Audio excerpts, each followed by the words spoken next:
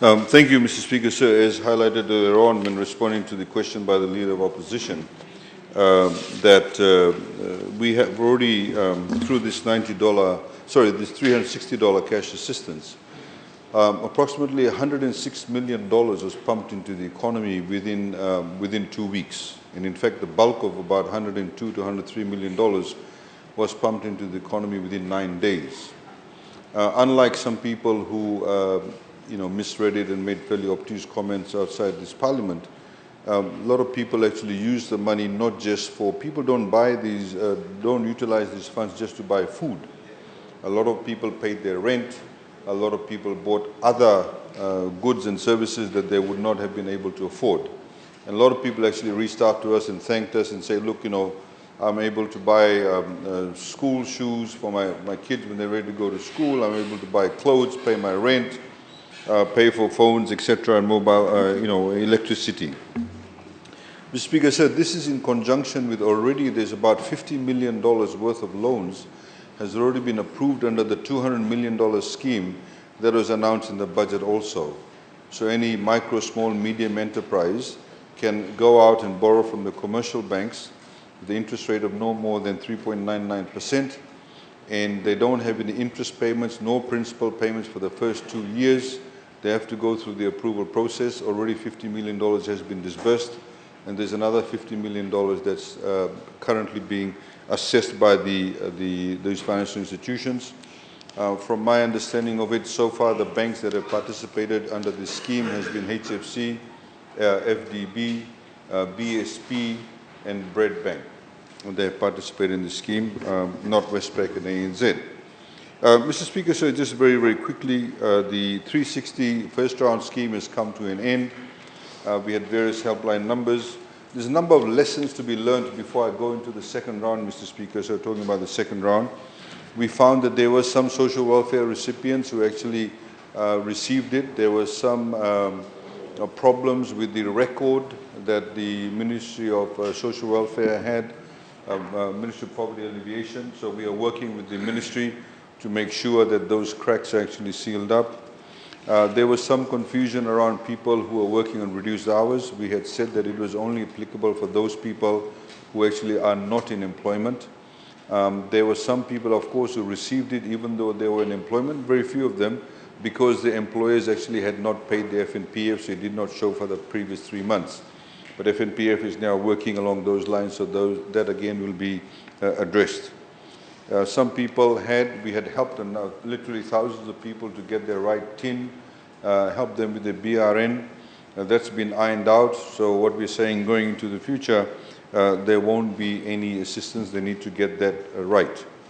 Again, applications need to be made on your own SIM card, not other people's SIM cards. That is critically important. The 360 is only applicable on prepay phones, not postpay, because obviously if you can afford a postpay, then obviously you can have an account. So the idea is that it's only applicable for prepay, which is what M-Pesa and MyCash is on.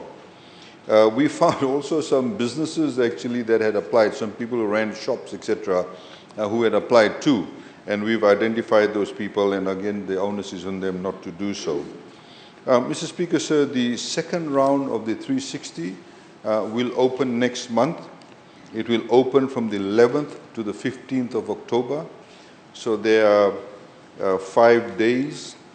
People around 3 weeks from now till then to gather all the information are required to submit. We urge them to make sure you get the right numbers, your right BRN, your right TIN, your voter card, whichever information is required. Please fill it out correctly. We are not going to help you to fix it up. You need to get it right. You've already done the first round. This is the second round. The application period, like I said, will be for 5 days. This gives people the ample opportunity to apply over a period of time. The requirement, of course, is that you need to have your second dose. The 360, you need to have your first dose. For this round, you must have your second dose. If, however, for example, your second dose is due at the end of October, then the application period is from the 11th to the 15th, you can still apply. and just prove to us by 31st October that you have received your second dose. We had a lot of people do that in the first round. We allowed for that. So, because there are some people who can't get it, for example, before the 15th of October. So they've got time till the 31st of October, but make sure you apply within the period of 11th to the 15th of October. Mr. Speaker, sir, we'd like to start disbursing the funds. Obviously, Christmas is coming around, Diwali sooner than Christmas too, and a lot of people have requested for that. A lot of people, for example, pre-buy things for Christmas. They can plan around that, and of course, people buy, goods for Diwali too. So, Mr. Speaker, sir, we hope to then, therefore, once the application is closed, we go through a very rigorous vetting process, and we hope to start the payments itself from the 2nd of November. So the application, like I said, is from the 11th to the 15th of October. Please fill it out, send in your applications. If you receive your second dose after the 15th, send us the details, but make sure you apply between 11th and 15th. And just because you've applied doesn't mean you get your money the next day or next hour. A lot of people have this. They think that as soon as they apply, they'll get it. But we are saying you'll start getting the money from the 2nd of November. And of course, we can disburse it sooner as long as we get all the right information. And but we're looking at disbursing from the 2nd of November. Mr. Speaker, sir, again, like I highlighted, that these are some of the matters that people who apply need to consider.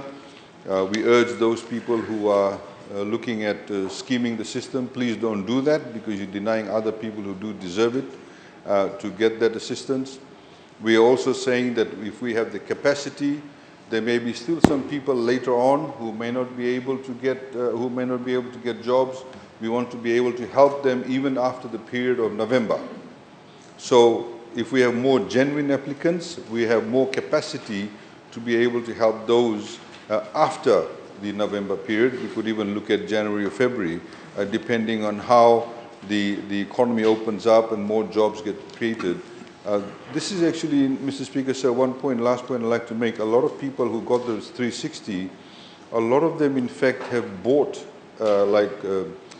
raw materials for whatever business they were getting. Somebody went and bought a lot of pineapples. They're selling pineapple by the roadside. It helped them to just give that seed funding for the small business.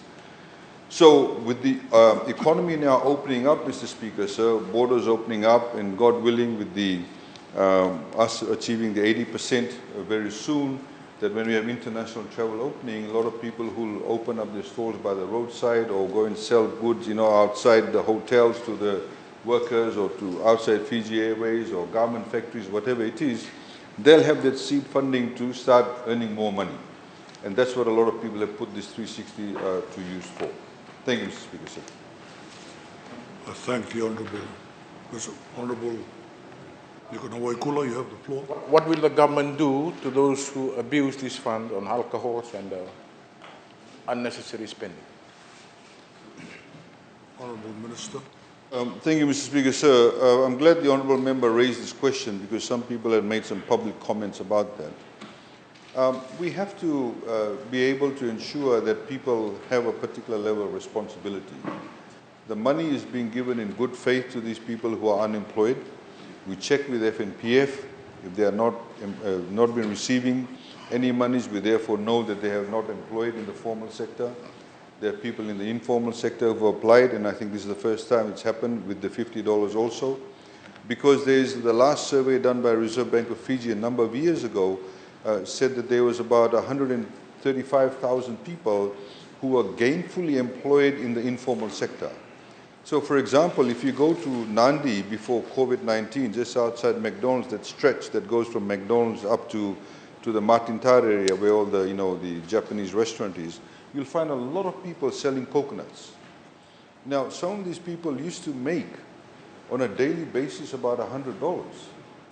Some of them, some days they may make $50, but in a week, some would make $200. Now, suddenly that income has gone away. So these people needed to be assisted too, because they were from the informal sector. They don't have any FNPF contributions. So we've made these payments in good faith. And Mr. Speaker, so therefore, we cannot go and tell them how to spend the money. We urge them how to spend the money. And the bulk of the people who have received the funds have actually utilized it properly. The example that I gave, Mr. Speaker, sir, if I, for example, have received the 360 and I spend part of that money in buying groceries, I spend part of that money paying, say, some rent, I spend part of the money buying a pair of shoes for my child, and if I go and buy 6 bottles of long neck or 6 bottles of beer, what is wrong with that? I have not spent my entire money on alcohol. So people have come along and said, oh, you know, that guy was buying alcohol. Yeah, okay, well, what percentage of 360 did he buy alcohol? Alcohol is actually quite cheap at the moment. So people may buy 6 bottles of beer, or they might, buy a gin and tonic, those cans, or whatever it is. So we don't think there's anything specifically wrong with it. Of course, we'd like them to spend the entire sum of money on non-alcoholic things or non-cigarette things, but if people have given it priority to buy one or few bottles, then that's okay. As long as they put the bulk of the money to good use. And that's what it's all about, Mr. Speaker. So what this has done is also given a lot of people confidence in terms of giving access to spending, but also a lot of the smaller businesses have in fact benefited from it too. Thank you, sir. I thank the